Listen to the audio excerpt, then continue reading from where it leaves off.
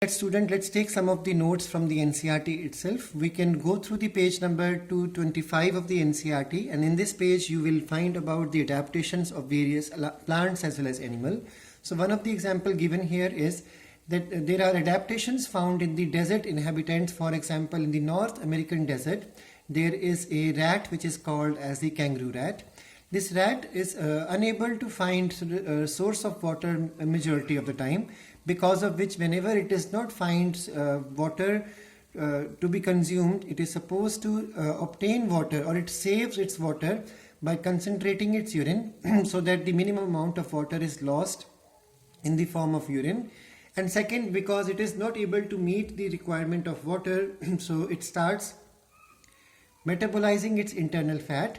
Fat undergoes beta oxidation, so that during the process of beta oxidation, fat is metabolized, and this liberates molecules of water which are also called as metabolic water.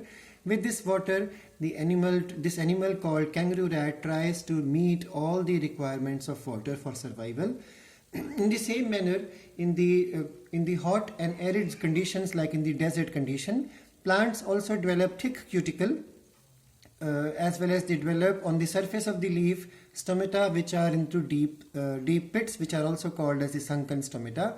So sunken stomata helps to retain more amount of water, or it stops the transpiration of excessive amount of water, and thick cuticle is also an adaptation against the transpiration of water. So both of these can be considered as the morphological features present or anatomical features present in the plants. In the same manner, these two methods which we have learned, that for example you concentrating the urine and the beta oxidation of fats, these are considered as the physiological adaptations found in the kangaroo rat. So whenever such questions come up in the exam, you have to mention the type of adaptation, whether it is physiological, whether it is behavioral, or whether it is morphological. In the same manner, we all learned about in the 11th class a special type of photosynthesis found in the Carassulaceae family, which is called as the CAM pathway.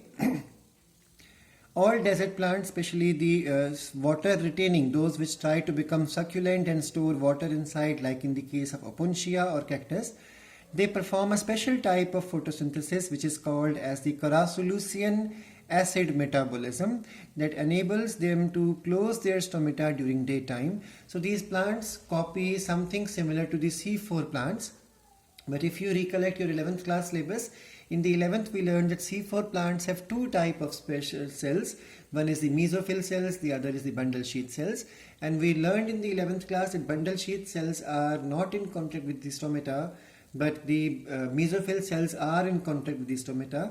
So the bundle sheath cells are supposed to perform C3 cycle, and both the cells will collectively perform the C4 cycle. But in the case of the CAM pathway, the C4 cycle does not involve participation of two cells but the same cell. So how is it possible? Very simple.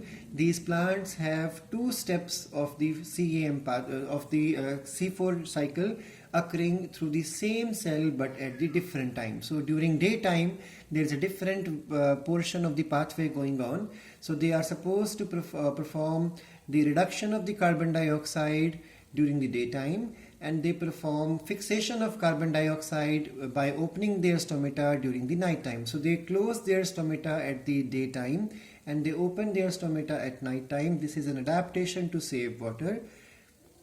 Some of the desert plants like Opuntia have no leaves. You have covered this thing in 11th class, that the leaves are modified into spines. So when leaves modify into spine, it's an CAM pathway is again a physiological adaptation, now making leaves into spine. So this will stop the loss of water. It also provides defense against the browsing animals. So you can call that the spines are the morphological features of adaptation. And we have already covered in the 11th class that the photosynthesis in such plants, because leaves are missing, so the photosynthesis is picked up by a swollen green flattened stem, which is called also as phyloplate. So these are the adaptations found in the desert plant. If it comes in the exam, you're supposed to explain these features.